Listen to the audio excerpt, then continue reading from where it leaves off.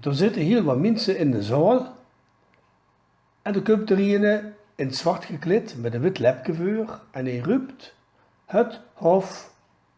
Iedereen staat op en zwicht. De heren gaan allemaal zitten.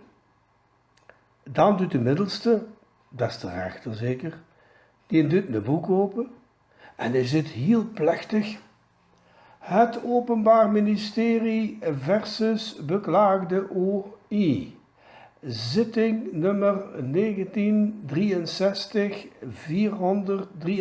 1963-483. Wil beklaagde recht staan? Er ging een ferme dam recht staan.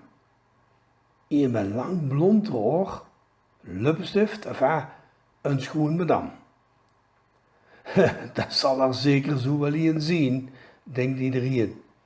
En allemaal kijkt erin. De rechter. Uw naam, mevrouw? Ionescu. Met CU. Ionescu. En uw voornaam? Olga. Olga. Een leeftijd? 24. Oh, de rechter kijkt over zijn bril en koud.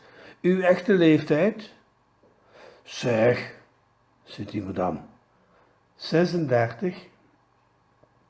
Nationaliteit? Roemeense. Beroep? Maar alleen Marcel, daar zie je toch wel echt flauw aan doen, zal hè?